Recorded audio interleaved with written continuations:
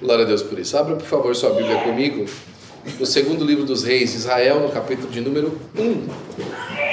Enquanto você abre a sua Bíblia, eu quero agradecer a Deus pela oportunidade que o Senhor nos dá. Estamos aqui na noite desse dia, nos preparando, irmãos, para a volta de Jesus, amém? A igreja se prepara sempre para a volta de Jesus. E estamos estudando nessa noite o segundo livro dos Reis. Agradecidos a Deus pelo nosso currículo doutrinário. Hoje nós estamos no assunto 767. Já pensou? 767 semanas estudando gradativamente, periodicamente, os assuntos relacionados à palavra de Deus, e hoje mais um livro da palavra de Deus. Se eu não me engano, nós já passamos da metade dos estudos a respeito dos livros, tá? Nós estamos aí estudando todos os livros, são 66 livros, né, na palavra de Deus, na Bíblia reformada, e nós já chegamos, acho que pelo menos a uns 40 livros que a gente já estudou, uns 38 livros mais ou menos que nós estudamos, e gradativamente a gente vem trazendo aí para os irmãos uma visão geral de cada um dos livros da Bíblia. E hoje é o segundo estudo dessa série. Na semana que vem nós começamos uma série de estudo, que é a série de estudos sobre as parábolas de Jesus. E na semana que vem, o primeiro estudo da semana que vem é as parábolas do Antigo Testamento. Olha que assunto interessante, não é? As parábolas do Antigo Testamento. E tem a parábola no Antigo Testamento? Tem. Tem pelo menos 7 parábolas no Antigo Testamento, né? Inclusive a primeira parábola da Bíblia no Antigo Testamento. Vamos ver quem sabe qual que é a primeira parábola do Antigo Testamento. É a parábola de Jotão, que é a parábola das árvores, não é? Quando o filho de Gideão estava tentando se defender da matança que o irmão dele estava fazendo, né? O Gideão parece que teve 70 filhos, e o irmão dele começou a fazer uma matança porque queria ficar no lugar de Gideão como juiz, não é? E Jotão, que era de um dos irmãos, fugiu, e na fuga dele ele contou uma parábola, a parábola das árvores, não é? E ficou conhecido essa como a primeira parábola da Bíblia, no livro de Juízes, capítulo de número 7, se eu não me engano, tá? Muito interessante para você depois dar uma olhadinha, mas hoje a gente ainda não está lá, né? Nós estamos no segundo livro dos Reis de Israel. Nós vamos fazer uma leitura aí, segundo livro dos Reis, capítulo de número 1, versículo de número 6. Está logo no começo do seu estudo, bem na capa. Nós podemos ver juntos em nome de Jesus. Ele respondeu, e eles responderam: um homem nos subiu ao encontro e nos disse: ide, voltai para o rei que vos mandou e dizei: assim diz o Senhor, porventura não há Deus em Israel para que mandes consultar Baal Zebub, Deus de Ecrom? Portanto, da cama que subiste não descerás, mas sem falta morrerás. Outra leitura ainda em segundo livro dos Reis de Israel, capítulo 22. Josias tinha 8 anos de idade quando se tornou rei em Judá. Ele governou 31 anos em Jerusalém. A mãe dele se chamava Gedida e era filha de Adaías, da cidade de Boscate. Josias fez o que agrada a Deus, o Senhor, e ele seguiu o exemplo dos seus antepassados, o rei Davi, e não se desviou nem para um lado, nem para o outro, não é? O segundo livro dos Reis é segunda parte do que antigamente era um livro só. O livro dos Reis era formado por um livro só, e depois ele foi dividido aí com a história, pela história, né? Na narrativa dos eventos, vamos encontrar que alguns reis fizeram o que era reto aos olhos de Deus, outros agiram de forma louca. E aqui podemos aprender que estas ações dos reis de Israel e Judá, divididos politicamente, traziam consequência às pessoas do povo governado. É interessante nós falarmos dos livros da Bíblia, principalmente dos livros dos reis, logo depois de estudarmos sobre a questão do controle das emoções, não é verdade? Porque a gente percebe que como o controle das emoções e a maneira como a pessoa enxerga a vida é o que guia ela a tomar decisões boas ou ruins. E no caso aqui dos reis de Israel, a gente vê claramente que, dependendo do ímpeto de cada um dos reis, quanto quem era Deus e a maneira como eles enfrentavam as circunstâncias da vida que os cercavam, eles tomavam decisões que não afetavam apenas eles e a casa deles, mas todo o povo em volta. E aqui deixa eu abrir o primeiro parênteses. Você sabia que as suas decisões, as decisões que você toma, afeta não só você, mas muita gente ao seu redor? Não é? E eu não estou falando só da sua família.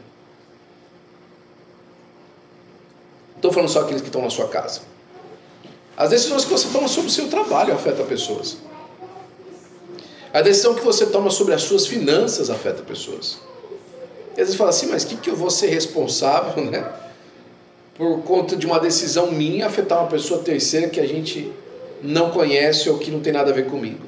É aí que entra o espírito cristão na vida de alguém.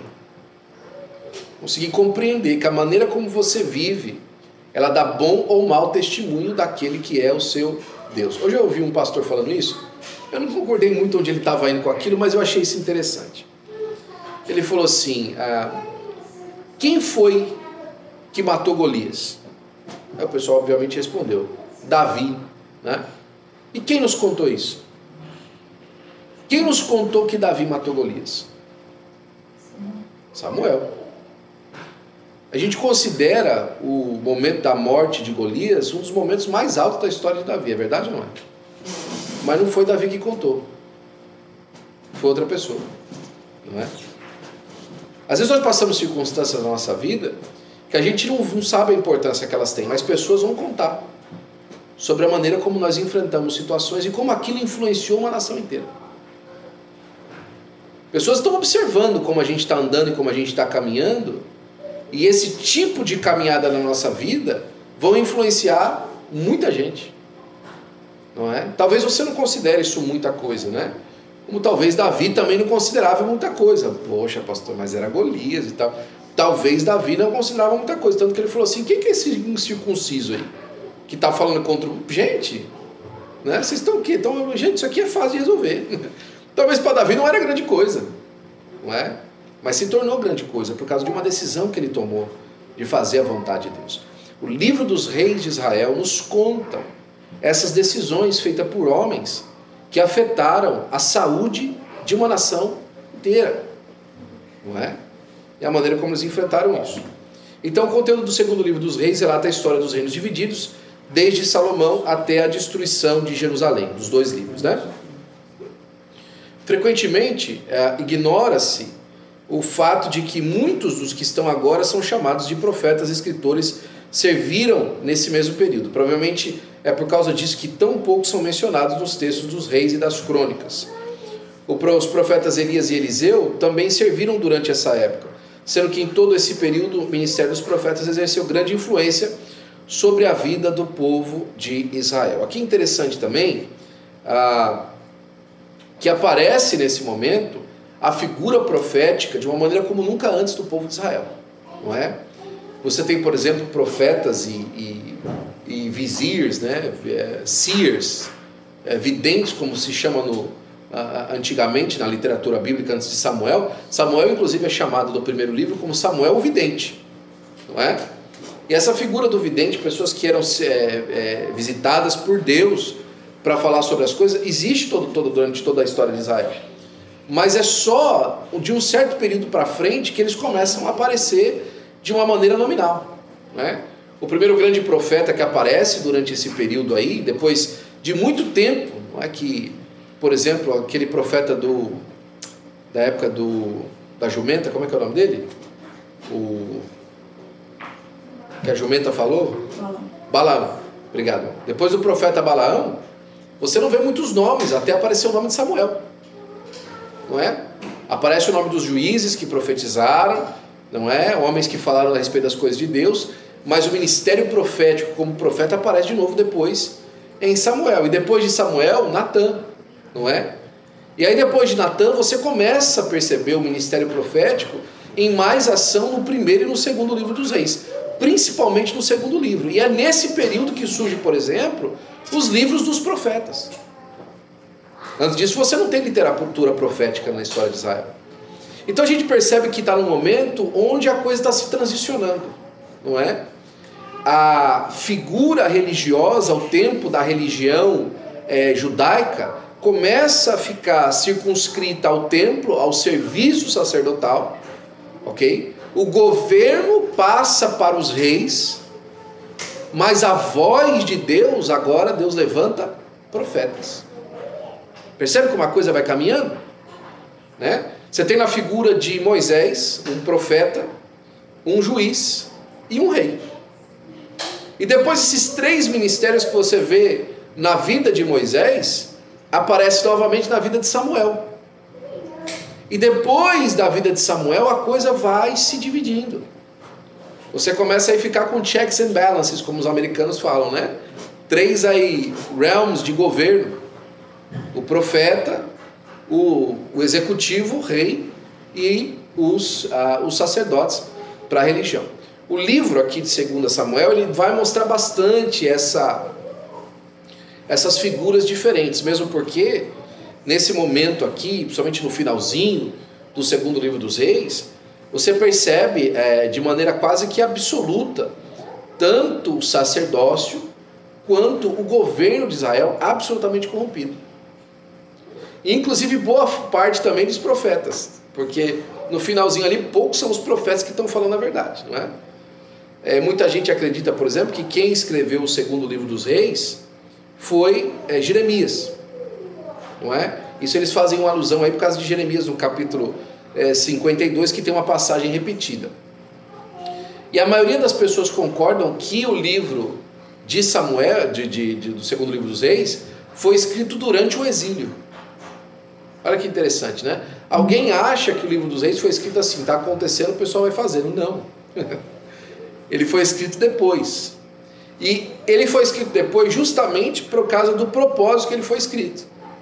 Era para contar para as futuras gerações por que cargas d'água aquilo aconteceu com Israel.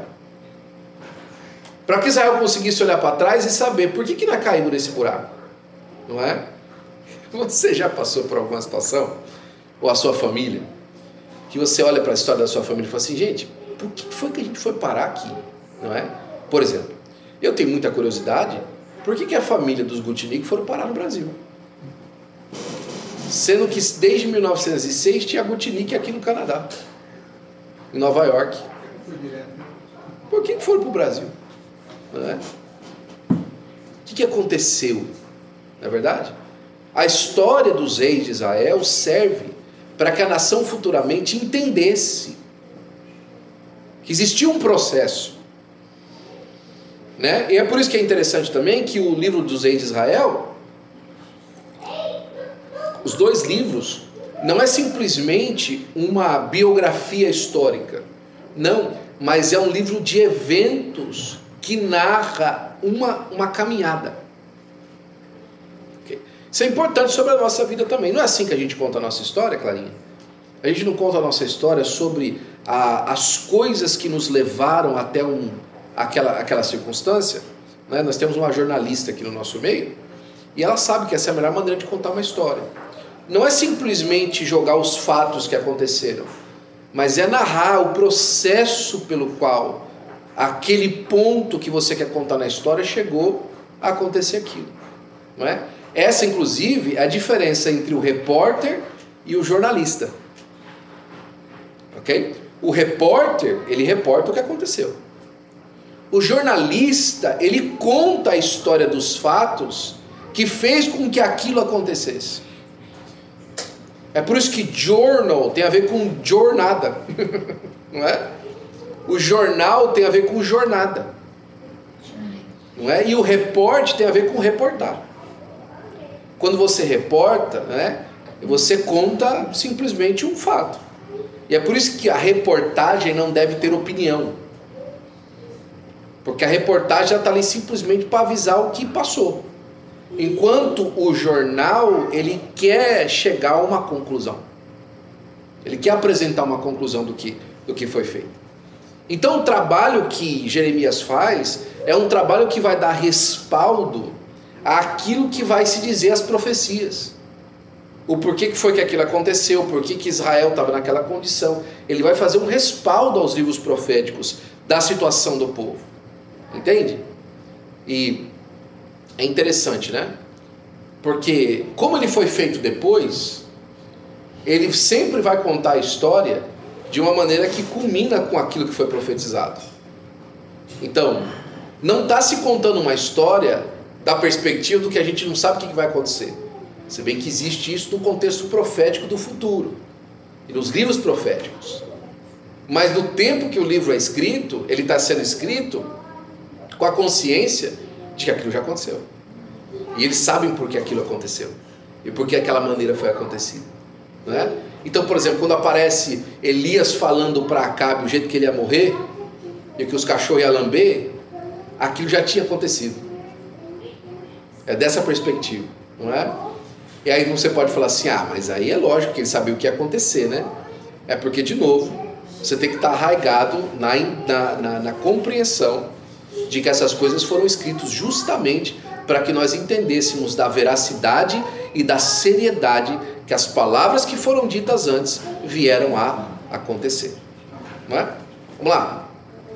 Então, a narração de cada rei individualmente tem um padrão literário similar que a gente vai perceber. Número 1, a correlação das datas dos reinados nos dois reinos, o nome do governante, a idade ao subir o trono, a duração do reinado e o nome da mãe do governante. Então isso aí está mais ou menos comparado em todos. Outra coisa que a gente vai perceber, a avaliação teológica que o autor faz do governante. Olha só que interessante. O autor não olha para a vida do rei e fala assim, rapaz, esse cara assinou as tarifas, meu amigo, de entre as nações que foi... Não, ele não faz isso. Ele até faz menção de algumas coisas do governo, mas ele não começa com isso. Ele fala, não, a eleição desse cara aí, ele ganhou, meu amigo, em mais de 80% dos estados. Não é assim que ele faz. Ele fala do governante e fala assim, e fez o que era bom aos olhos do Senhor. E fez o que era mal aos olhos do Senhor. A conduta teológica baseada na fé em Deus é mais importante do que qualquer outro aspecto que ele vai apresentar da vida desses reis. Deixa eu fazer outro parênteses para você. Irmão, não importa se você é a pessoa mais rica da cidade de Los Angeles. Não importa se você mora na rua. O que importa é que se no final da sua jornada alguém vai apontar para você e fez o que era bom aos olhos do Senhor. E cumpriu a vontade de Deus na sua geração, como fez Davi, não é? O padrão literário varia dependendo de mudanças de dinastias frequentes no reino do norte. O propósito do autor não é apresentar uma história completa de Israel, mas enfatizar determinados eventos para respaldar uma interpretação específica da história. Olha que interessante isso aqui que está em negrito, ó. Deus está ativo quanto ao juízo de indivíduos e nações baseado no seu conserto. A atividade de juízo de Deus não está baseado nas pessoas, está baseado no conserto que ele fez com a sua palavra. Ou seja, Deus não olha para o rei e fala assim, que gracinha esse rei. Como ele é um rei bonito. Não, está fazendo o que é reto diante do Senhor? Está andando diante do Senhor como convém? Não é? O mundo se importa com a nossa postura externa. Deus olha para a conduta do nosso coração. Não é? E por favor, tome cuidado quando você fala assim, é isso mesmo, Deus vê meu coração. Cuidado quando você faz isso, não é? Porque Deus vê o seu coração. Deus sabe exatamente o que está no seu coração, não é? Agora, se no seu coração fala assim, Senhor, o Senhor sabe como eu quero viver sincero diante do Senhor, mesmo quando eu erro. O Senhor sabe como eu quero andar em fidelidade ao Senhor, mesmo quando eu tropeço. Isso agrada o coração de Deus, não é? Essa é a grande diferença entre Saul e Davi, irmãos. Saul e Davi cometeram bastante pecados, alguns até mais ou menos semelhantes. Mas Davi nunca pecou contra a autoridade de Deus. E ele nunca deixou de se arrepender do seu pecado. Você nunca vê Davi falando assim, não, veja bem, olha, você está me julgando assim, rei, mas Deus, o Samuel, né? Está me julgando assim, mas não é bem assim não, foi o povo e tal. Você não vê Davi fazendo isso. Davi se joga aos pés de Deus e fala assim, Senhor, tem misericórdia de mim. Se o Senhor está me acusando, eu devo ter feito mesmo. Se o Senhor está apontando o dedo para mim, realmente eu devo ter feito. E ele abre o seu coração para Deus. esse contraste, o autor exacerba o seu louvor e aprovação incondicional a Ezequias e Josias, porque esses removeram os lugares altos e restauraram a adoração nacional em conformidade com as prescrições mosaicas, e também faz alguns elogios a Asa, Josafá, Joás, Azarias e Jotão, porque de modo geral seguiram as prescrições de Deuteronômio. Porém, queixa-se especificamente da sua incapacidade de remover os lugares altos. Em contrapartida, os curtos ministérios de Elias e Eliseu ocupam quase 1/3 dos 2 livros, né? Vamos ver agora aí algumas referências proféticas que apontam para Jesus, e inclusive o Senhor Jesus fazendo menção disso. E aqui eu acho que está a beleza do negócio, ok? Irmão, eu sempre costumo falar isso aqui, na verdade, inclusive é uma tese teológica minha, pessoal, por favor não copie, é meu, tá? Da minha cabeça. Eu não creio no Antigo Testamento porque o Antigo Testamento fala de Jesus. Oi, pastor?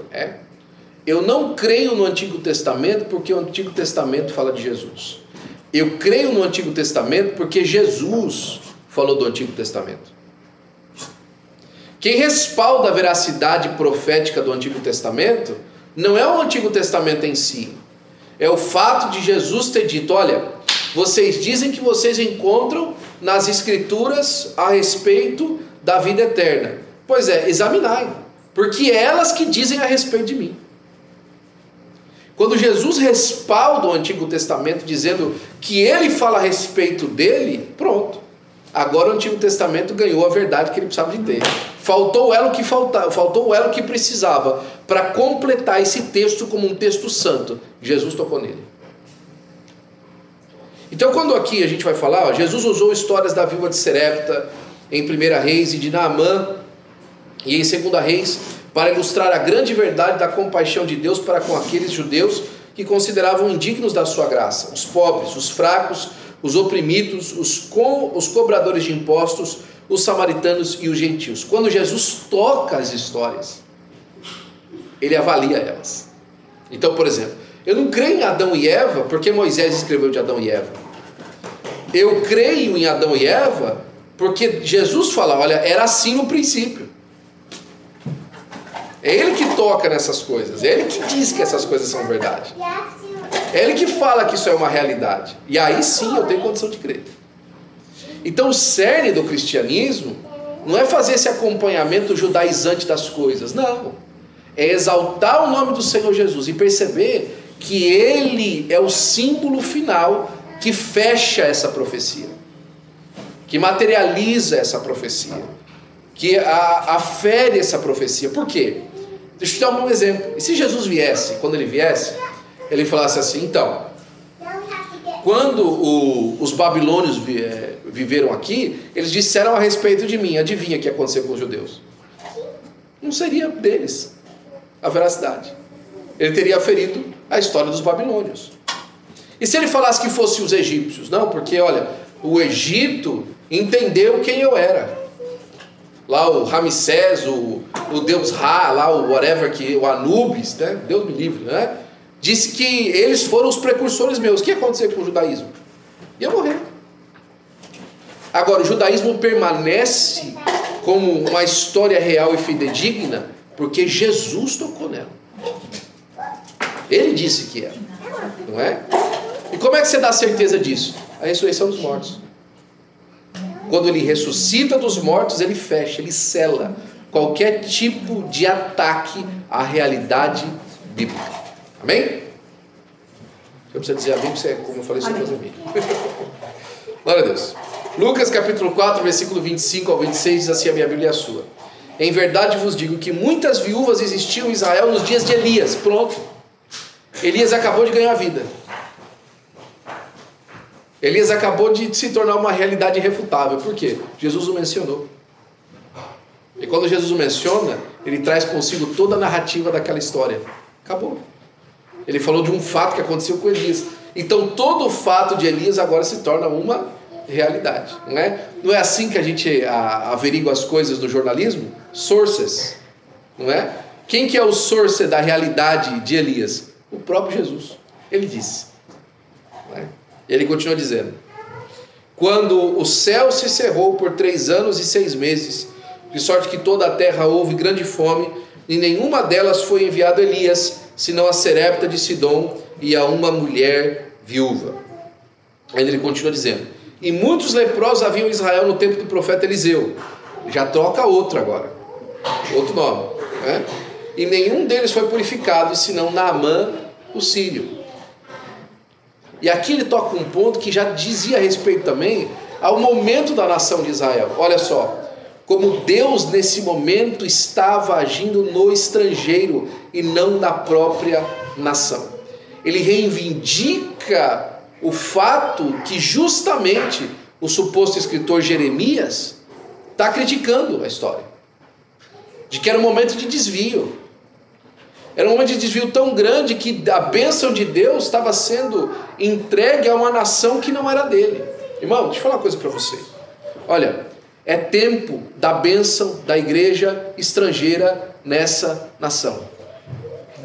É tempo da bênção da igreja sofredora nessa nação.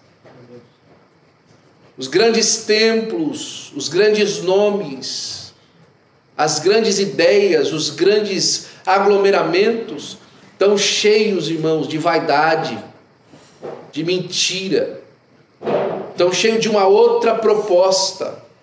É por isso que Deus tem levantado uma igreja pequena, simples, mas cheia do Espírito para esse momento do fim, para a glória do seu nome. Ao citar os exemplos da viúva pobre e do leproso, Jesus mostrou-se o grande médico que cura e ministra aqueles que necessitavam muito da graça divina e soberana. Em Efésios também ele faz menção, por essa causa, Paulo, sou prisioneiro de Jesus por vós, os gentios, se é que tendes ouvido da dispensação da graça que Deus para convosco me foi dada, como esse ministério manifesto pela revelação como antes escrevi. Não é? Glória a Deus. Muitos milagres de Elias prenunciaram os próprios milagres do Senhor Jesus Cristo. Elias ressuscitou o filho da Sunamita. 2 Reis 4, 34, 35. Jesus, né, quando a multidão chegou, ele foi lá. E a viúva de Naim, não foi? A mulher estava saindo lá junto com o cortejo fúnebre.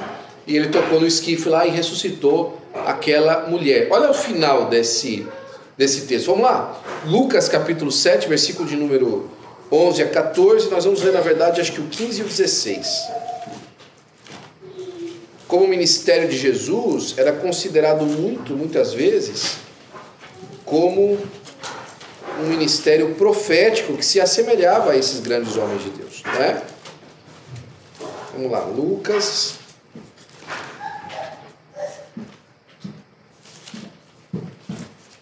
7,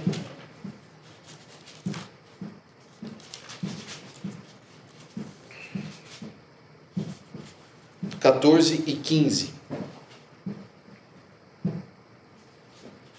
Vamos ler o 16? Todos ficaram possuídos de temor e glorificavam a Deus, dizendo: grande profeta se levantou entre nós, Deus visitou o seu povo. Vendo os milagres de Jesus, eles se lembravam daquilo que a história aconteceu, que prenunciou a vinda de Jesus, não é? Curou de lepra Naamã, assim também o Senhor Jesus Cristo curou de lepra aquele homem que chegou e diante dele se ajoelhou, né? Acho que esse é um dos textos mais interessantes que eu acho da Bíblia. Vamos lá. E aconteceu que quando estavam numa daquelas cidades, capítulo 5 de Lucas, eis que um homem cheio de lepra, vendo Jesus, prostrou-se sobre o seu rosto e rogou-lhe, dizendo: Senhor, se quiseres, bem podes limpar-me.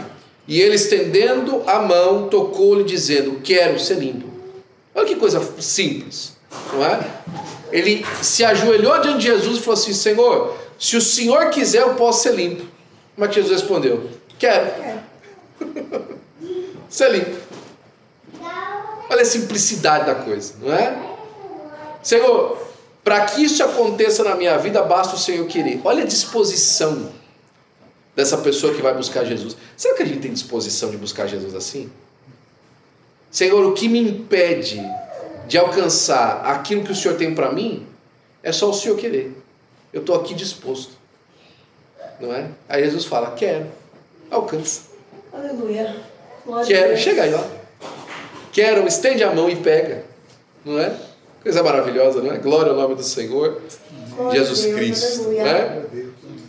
Multiplicou pães suficientes para alimentar 100 homens, mas ainda sobrou, 2 Reis 4, 42 a 44. E sendo chegada a tarde, os seus discípulos aproximaram-se dele, dizendo, o lugar é deserto e a hora já é avançada, despede a multidão, né? Jesus, porém, lhes disse, não é mister que vão ter sem comer, então não temos pão aqui. E ele disse, trazei-nos aqui. E tendo mandado que a multidão se assentasse, tomou 5 pães e 2 peixes, e erguendo os olhos para o céu, abençoou e partindo os pães, deu aos discípulos, e os discípulos à multidão. E comeram todos e saciaram-se, e levantaram dos pedaços que sobejaram 12 cestos cheios. Agora é interessante que esse texto aqui de Mateus, a sequência dele, é Jesus fazendo uma reunião com os discípulos depois. E aí ele chama os discípulos à parte depois da multiplicação dos pães e pergunta para os discípulos, quem os homens dizem ser o Filho do Homem? E a resposta dos discípulos é, alguns dizem que o Senhor é Elias. E outros, um dos profetas. Por que essa comparação? Foi logo depois da distribuição dos pães. Aquela pergunta tinha a ver com o momento da distribuição. Tinha acabado de ser a multiplicação dos pães, e a comparação ali era óbvia, porque é isso que tinha acontecido no capítulo 4 do segundo livro dos Reis. Então essa junção dos livros, principalmente para trazer para a gente a narrativa da história, para que nós possamos entender que da mesma forma como as coisas estão acontecendo lá fora, Deus está escrevendo uma história baseada na ação dele. Ele está fazendo isso também hoje na nossa vida. Porque é o seguinte, o jornal de Israel não mostrava essas atitudes dos reis. Estava continuando falando de política, estava continuando falando de lei, né? Estou aqui locubrando com você, é claro, né? Continuava falando das ações bélicas do povo de Israel, mas Deus, no meio da história, está escrevendo a sua história, não é? No meio do dia a dia, está escrevendo aquilo que Ele quer. Está falando a verdade, a verdadeira verdade do que está acontecendo, não é? Conclusão: Deus odeia o pecado e não permitirá que ele continue indefinidamente. Se pertencemos a Ele, podemos esperar que a sua disciplina, quando desobedecemos, um pai amoroso, não é? Saiu aqui na minha leitura. Um pai amoroso que corrige os seus filhos para o benefício deles, para provar que verdadeiramente pertence a Ele. Deus às vezes usa descendentes para trazer correção ao seu povo e nos envia advertências antes de aplicar o seu julgamento. Como cristãos, temos a sua palavra para nos guiar e nos alertar. Assim como Elias teve misericórdia daqueles que pertenciam às camadas mais baixas da sociedade, devemos acolher todos os que pertencem a Cristo em nossas igrejas. Deus não faz acepção de pessoas e também nós não podemos fazer, não é? E abrindo Pedro a boca disse, Atos 10, 34 a 35, reconheço por verdade que Deus não faz acepção de pessoas, mas que lhe é agradável aquele que em qualquer nação teme e faz o que é justo. Amém e amém. Glória a Deus. Que Deus possa continuar abençoando a sua vida. Que você possa entender isso de verdade. Que no meio daquilo que está acontecendo, Deus está escrevendo a verdadeira história que vai ficar para ser contada através das nações. Deus está de verdade acompanhando a nossa vida, de maneira que nós vamos alcançar cada vez mais novas dimensões nele, por uma vida devotada à sua verdade e não à realidade que o mundo tenta pregar. Existem duas realidades, irmãos: a realidade de Deus e a realidade subjetiva dos homens. Que nós possamos buscar a realidade de Deus para a nossa vida, em nome de Jesus. Amém?